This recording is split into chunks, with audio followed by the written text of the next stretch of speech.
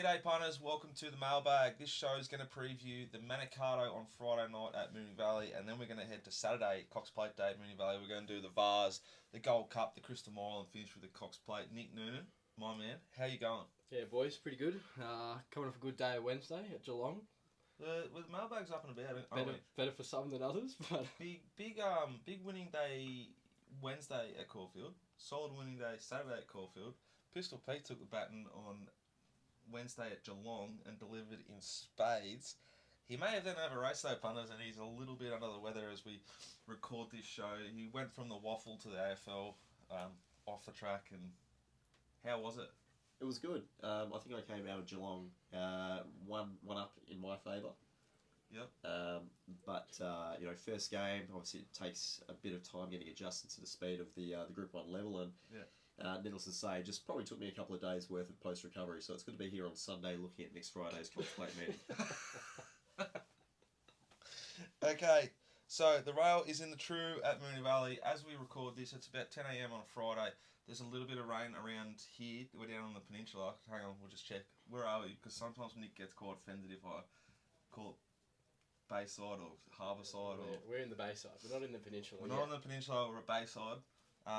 So we don't exactly know what's hitting Moonee Valley, but I don't think it'll be too much. It was hot and windy yesterday. I think even if they call it a soft 6, we'll end up on a pretty firm track soon enough. Thoughts? Well, for players anything like it did the last 2 years, it's going to be no disadvantage to be near the rail and on speed. But the question mark is if they get the rain, does it affect that? But if the rain stays away, I'm imagining it might be an advantage with the rail and the true to be on speed or have the rail. So at the end of the show, we'll go around the grounds kind of thing, and we might tip a couple, mention a few that we've found outside of the big races we're going to cover, but we want to keep the video pretty short and sharp. The Manikato, race 7 at Moonee Valley on Friday night, Group 1, weight for age, over 1,200 metres. Pretty weak field, thanks to the Everest and all the bonuses attached to Racing New South Wales's latest efforts to dramatically increase attendances by people that don't have an interest in betting, which is having a really positive impact on wagering, as we've seen, thanks to Caulfield, who at least publicised the results. Unlike North Korea up there, they had 40,000 there on Saturday. Please, as someone who's been to a lot of days at Randwick and seen like the state of the members, even when it's busy, and then seen the helicopter shot of Everest Day, there was not 40,000 there. Counting arms, not heads.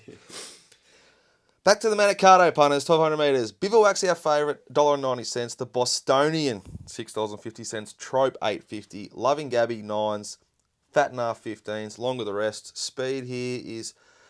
Well, we spoke about this actually on the... What are we going to call that? The sort of...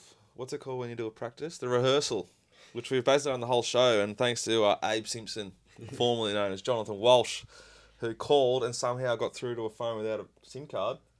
No, that's all been wasted. So we'll do the speed map again here for the Manikato. Thank you, Abe Simpson. Anahid, Vital Silver, Fatnar, Merrill, Ashlaw, all got good speed. The Bostonians got some speed. Loving Gabby's shown a little bit of speed. And Bivouac jumped really well in the race first, yes, and sat OSL. So there's speed everywhere. The big question of the race is how do we expect Bivouac to be ridden from 1 as a dominant favourite with the grouse sort of 3-year-old, now Everest form line.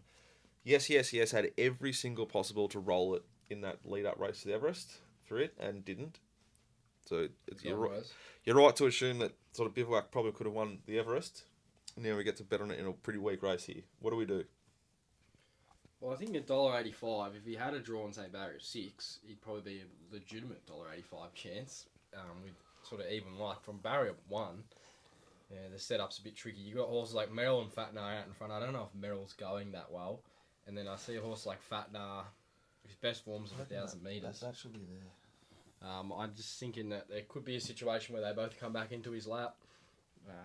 I heard during the week that James Cummings sort of saying that they'd be happy to box seat if that was the case. So I think at $1.85 is probably a bit short considering he could just get held up the whole straight and be the biggest horror watch ever. But I do think he is the best horse in the race.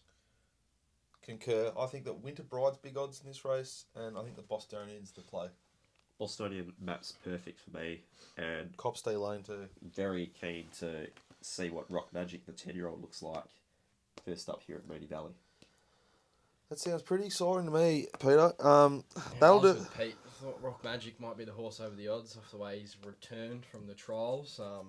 Yeah, definitely. The old boy might still have it. I think he's still got it, and he might have even got back to his best, of what I saw. So see what he's like in the yard. All right. Right. Him and Trope for me, if you can make ground.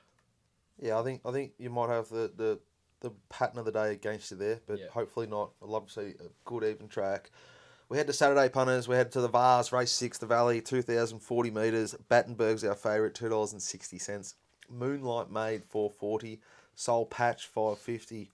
Independent Road, $7.50. Serious Liaison, who was enormous, and don't we love him because he turned around our fates at the mailbag. He started our latest winning run. God bless him. God bless Damien, and God bless Danny. He's $8, and the longer the rest. Speed here, Nicholas. I think Fabulancy's probably a leader from barrier 3. Battenberg, they got the opportunity to roll forward and lead. I just don't know if they'll sort of take it up, but there's definitely an opportunity there. Seriously, Azon probably box seats from barrier 1. I think if there's a horse coming out of the maidens and the lower grade of form races that could put some speed into this race, it's Bailey's. Gets Nash Wirler aboard. I thought he might be the one that looks to roll forward at a big price. Probably him and Fabulanski. The rest of them sort of Soul Patch, Moonlight Maid, Independent Road out the back.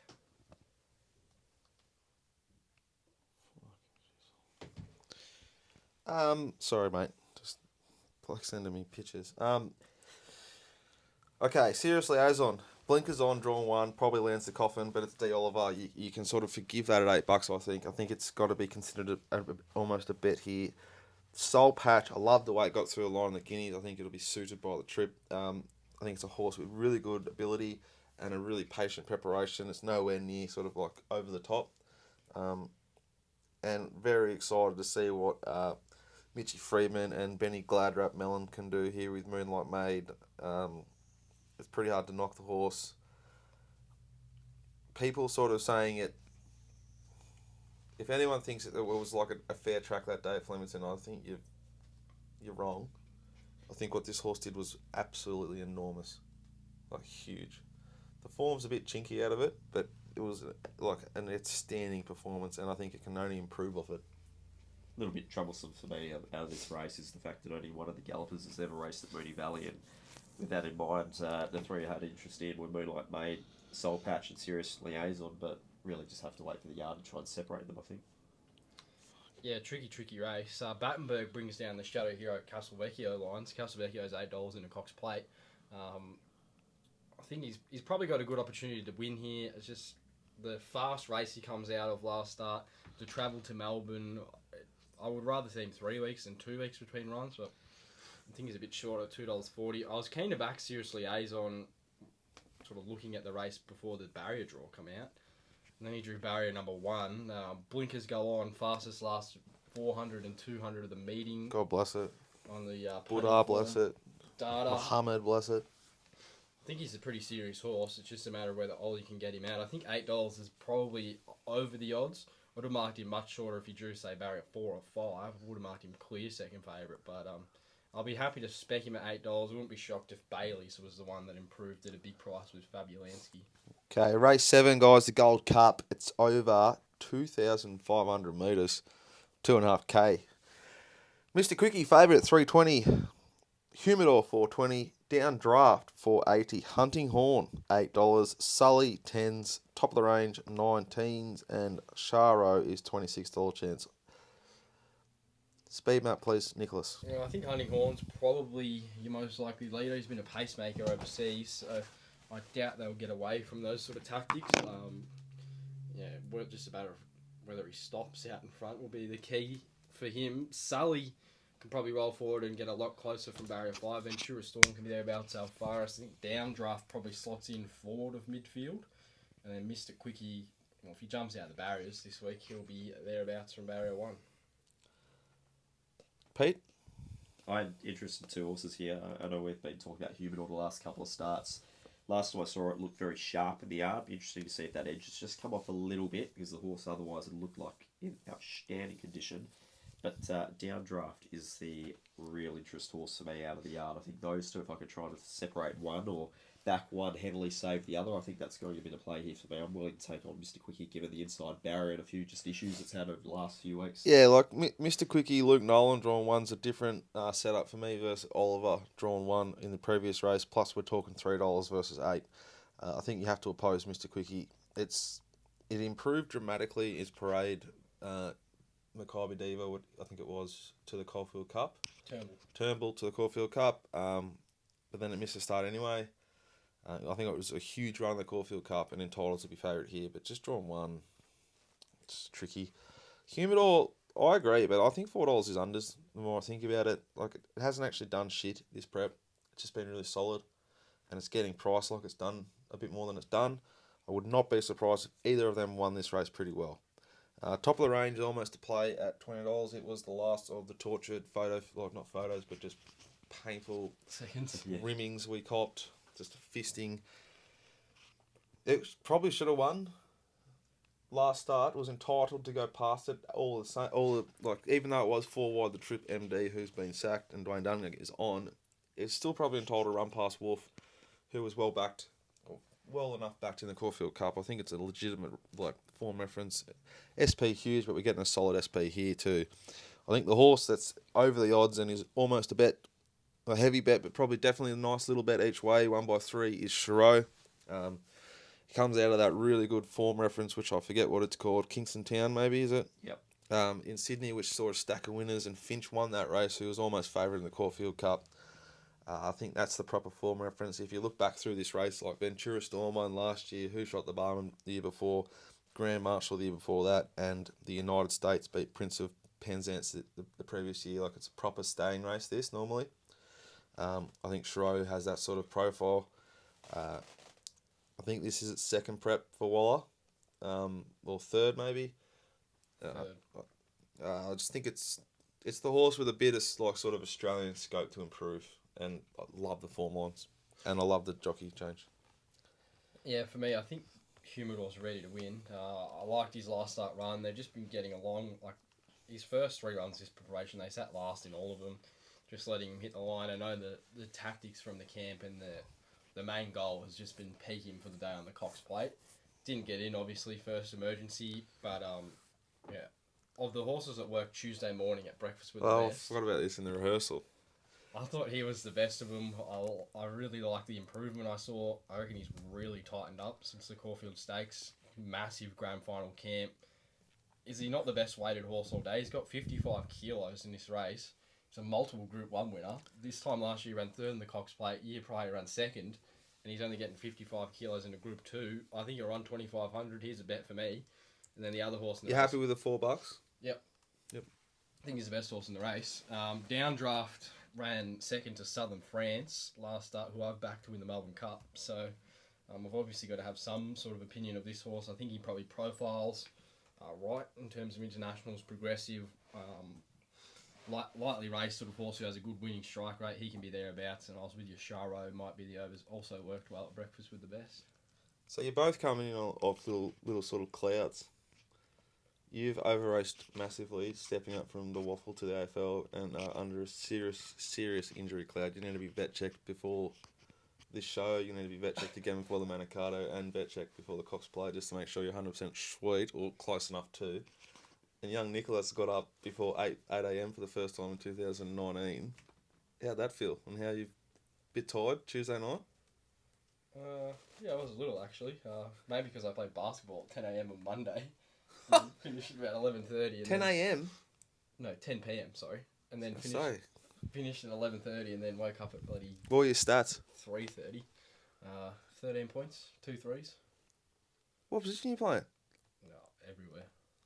I'm playing point guard at the moment. Point guard? Yeah. Point guard's injured, so that's the role I've had to take up for the team. How's those ankles going? New shoes. After the Cranbourne incident. New shoes. We've got the Kyrie's on, who has bad ankles as well. I thought I might take some inspiration there and just look to get the same ones as him. So we're actually going all right in that front. Well, I'm good. I'm glad it's the hardest sport in the world, I reckon, basketball, to actually play. 1600 metre Group 2, Crystal Mile, deep race here, punters. $4 favourite Dreamforce. Ahead of Galo Chop there at $5.50, around $5.50 to $6 for Stracandabad, $9 for Madison County, who's had some support in from 11s, and then the rest of them. Oh, you got to mention Cliff. Cliff's next in betting at $11. Big Cliffy boy. Winner of this race last year. I bet against him last year. I felt sick about it for a good week. The back Gay's horse, I think, off the top of my head. Okay, Roxer Castle, Galo Chop, Cliff's Edge, Dreamforce, good speed. Dream Castle seems like it has some speed too. They couldn't really control it last start from memory. I think there's really strong speed in the race. I'm just going to punch through this because I'm getting a bit tired here, punters. Galo Chop, if leads, will be hard to catch. Dreamforce, I think, is overbet at the price, but can win. Roxer Castles, I'm happy to oppose, although drawn 12, it will sit outside this speed. I doubt they'll cross. I think they'll sit off the speed. But if Oliver's leading, it's going to get a really nice timed run, just sitting off and following. I think Cliff's Edge could lead and should lead, and if it does, I'd want to be on, but I doubt they will. I reckon it'll land the coffin. I think Sir Canterbury will go really, really close, and if it was a bigger price, I'd bet. But I think Pakadali is the way to go here. It's huge odds each way. It was the best I've ever seen it first up for Lindsay Smith at Moonee Valley. It was enormous behind Roxer Castle when heavily unsuited at Caulfield. It looks to get a really nice run here. Dan Yendall goes on. I think it's going to win. Pistol? I'll be looking at trying to play Pakadali and Galo Chop. I agree with everything the great man to my right just said regarding Pakadali. Was really impressed with that way the horse hit the line in that event. But it and Galo Chop, I think, obviously, Ollie's sticking with the horse is a real nice push. And again, it's another horse that visually, from a yard point of view, is on song. For me, I thought the only horse I could be hard against in the race was Roxer Castle. I don't know if he'll run a mile. The rest of them can win if they brought their best. I sort of think, though, if Galo Chop was in the race, I'd be harder against Roxer Castle because he'd lead and he'd go too slow because he's nervous about getting the mile. Whereas he's just going to sit off his horse and get towed along. Yeah, I think Dreamforce or Cliff's Edge will probably lead. Probably Dreamforce with Nasharilla aboard. He's hard to come into for mine off such a disappointing run last start, but he's one of my horses. The horse I could have a bit of interest in if he paraded well was Poonamoo. This one's sort of in your area. Pistol Pete, the Perth galloper. Now first start for Mick Kent off two very, very quiet jump outs. Few gear changes. Craig Williams goes aboard for the first start. Like if he brought his absolute best, he's a Group 1 horse at his best. 60s into 30s already. I'm imagining that's probably some stable-inspired money. Very interested to see what the market does with him and how he parades. Yeah, I just suspect we might have seen the best of him previously. I'm not sure he really came back up after that run when he came over to Flemington. Got beat by Rebel King 2 starts ago. Well, exactly right. You've got to respect that. Rebel King for law. Put lines so it's going into trekking and he'll go back to Perth and be hard to beat next start. But Poonamoo Don't forget to breathe, mate. You almost suffocated yourself then. You've got to remember you can't take any air through the nostrils at the moment. So you got to... It's amazing what Geelong can do to you. The fresh sea breeze from Geelong. Too many winners had them coming out by years. What was it all about? Poonamoo. Oh, look, yeah, I imagine we won't see the best of the horse first up, but we'd just like to see him hit the line well, I think it's always a good sign when M. Kent employs C. Williams. Yes, very, very sneaky, I reckon. I think Craig's got a really good spy in the camp. Watch and act. Yeah. Anything else? Done? Good. Race 9, punters, the Cox Plate. It's over 2,040 metres. The favourite is Liz Grosjean. Just a FYI, Pete and I, if we talk too positively about the horse, Peter and his brilliance, despite a large amount of alcohol being consumed, managed to pump some horse at Ascot into this horse for us. So we're both on it big time. We're cheering it. So we might be a little bit biased. And again, just public service announcement. You'll notice here that Sportsbet are betting 119%. If you take $3.70 about the favourite here, once Mr. Quickie and the Humidor come out of the race, that price will change. If you take $3.70 or $3.50 some other joint, or you take $3.80 at BetEasy, when Mr. Quickie and Humidor come out, you'll still have $3.80. So just be very careful betting a sports bet at the moment. Mystic Journey's the second horse in the market at $7. Castavecchio's next at $8. Avilius 11s. Cape of Good Hope 12s. Magic Wand 12s. 13s. Danceteria. Longer the rest. Yeah, the map's probably the most interesting part of this race. I think Homesman, drawn in barrier number 16, the winner of the Fian, so he got in through a ballot race. I think he's probably the leader. Lise Grisher has gone back in most of her starts except last start when Damien Lane rode her over in Japan and she sat outside the lead. I think from barrier 15, I think he'll probably come out and have a look and then press forward, most likely. I could see her ending up there. Magic Wand. Especially if the track's raced how we half think it might, right? If it's been mad on pace, he's definitely going to do that. Yeah. If it's even right out, probably a different ballgame. She could do it. Like, she sits through at the trip in nearly all of her races, like Murder Glace did. Like, she could probably sit wherever. She's used to it as long as they go fast enough out in front. Magic Wand can probably kick up from 3. Castle Vecchio, I could see him wanting to be more positive. I just don't know if he has the speed to do it. Mystic Journey probably gets run of the race, probably 2 or 3 pairs back, 1 off. Blackheart Bart rolls forward, and then the rest of them, a few of them are calves from wider barriers and will have to go back, like Tiako Shark, Kings Will Dream, and probably Danceteria out the back with them. Pete? Keen. Japanese horse. I just love the way the Japanese race a lot of their gallopers. This is one of the better formed ones. You can get a good line through what it's done over in Shatin as well. Some of those really strongly run races. You know, we're talking races where they've gone 12.9 faster on the all average benchmark. Serious speed up front.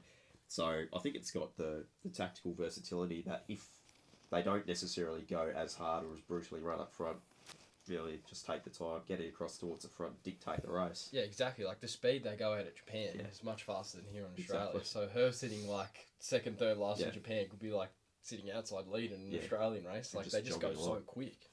So for me, I'm really keen on that Japanese horse. Look, I'm just not sure how many other gallopers in this race look like they're going to be suited. I think Mystic Journey is obviously probably the one, given the way that it should end up mapping in this event. But I think there's, for a Cox player, I think it's quite a long tail this year. Yeah, I got compared to every other race we've spoken about today, like on this show, I've got very little idea, and even less shits I give about it. I don't understand it that well, like compared to the other races, so I don't want to invest my money on it too much. I'm happy with the bet we've got on the favourite. That Japanese horse was just like towing in the fucking Caulfield Cup the whole way. Well, they reckon this horse. Hearing from a couple of jockeys, like they saw it, and like they could see D Lane was just like holding, and this horse is apparently a lot better than it. There's talk that it's just the best international, or one of I do think the best internationals to ever come out here. I do think Mystic Journey will get out to sort of $12 on the fair, and can improve. I wish they got as a jockey change, but yeah, even with all like Avilius seems like a decent price versus SP profile, but I'm just not interested in betting on anything else because I don't have a clue about this Japanese horse. So it's just I'm not interested really. I'll be cheering it like nothing else because we've got it going for stacks now. Yeah, if he rolls forward and sits outside lead, I struggle to see her getting beat. I think she's probably more of an in-play bet, given that. Like, if she jumps sort of cleanly away and she gets there, and she's sort of trading $3 in the run, you could... I'd say it should be overbet in play. Yeah, well, potentially. A lot of people might have the same thought process as me. I think she'll be the hardest to beat. If I was playing in the race, which I probably will, she'll definitely be my main result. I think Avilius is over the odds at $11. I thought he should be second favourite off his last start SP in the Caulfield Stakes. The win prior was very good. I think if the rain does come, he's a superior wet tracker to what he is on the dry. I think he's just coming into his own at the right sort of time. $11 is overs for him. I thought Danceteria was overs at $19. I really like the style of this horse. He's got a big sort of striding action. He's going to have to loop the field and come around him a bit like Adelaide did a few years ago on the Cox Plate, but he has a serious turn of foot. And he's worked through the line in a few of those. He's worked through the line behind Enable. Like, you look 200 metres past the post and he was matching motors with her. He'll be hitting the line hard. I think he's probably another one at overs. Mystic Journey's right in the race. I think she probably gets a good run. She'll run the 2000 for mine. And Blackheart Bart, I don't think there's a horse who's feeling, looking, going better in Australia at the moment. This horse is in near career best form. If he gets out to, say, like $41 late on Betfair, if not more. Pretty impressive training performance. You just got to have $10-15 on him. You can't lose on him. Oh, I'm just reviewing the last time we saw Liz Gusher in Hong Kong. In the Hong Kong Vars over 2,400 metres, first was Exultant, who then won its next two starts, ran second in the start after, won its next start.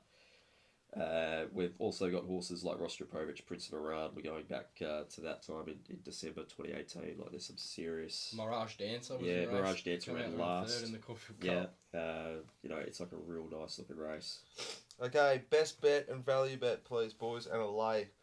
I'll go first. My best bet is race number 8, number 9, Pakadali each way. My value bet can be race 7, number 1, Chiro each way, $27, $26. My lay, I'll find one. Nick, best and value, please. I seriously think the best bet could come up in the first race of the day. Positive push from the Mounting Yard Mail.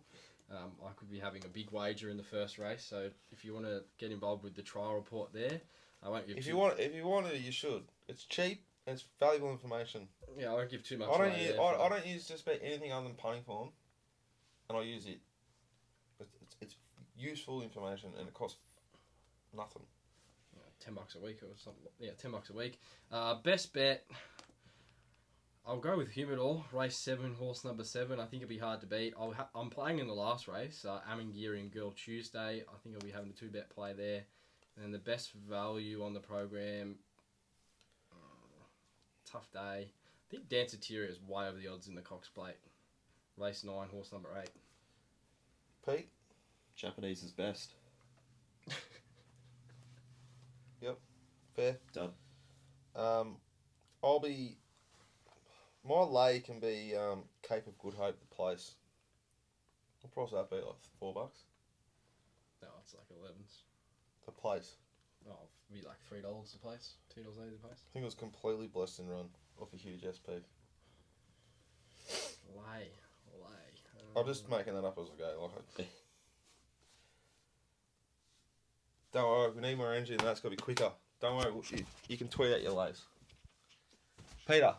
Yes. What's coming up this week at the mailbag? We've got the trial report, which you can still get now for Saturday and for Friday night. You'll get it for Bendigo Cup on Wednesday, which Bendigo Cup on Wednesday will likely be Pistol Pete backing up after a dominant winning performance at Geelong. So we can get ourselves, or I can get myself, and our form spot on for big Flemington week. I was going to say you get a charter or a chopper for me. No, Roscoe. Okay, that's good. Roscoe, it's better company. He'll be acting as my minder for the day, no doubt. After Geelong, I've learned that you do need one. Nicholas, what's on this week? Moonee Valley, and then a few days off. Anything else we should talk about? Mounting Yard Mail from the Valley Friday night and Saturday will be me.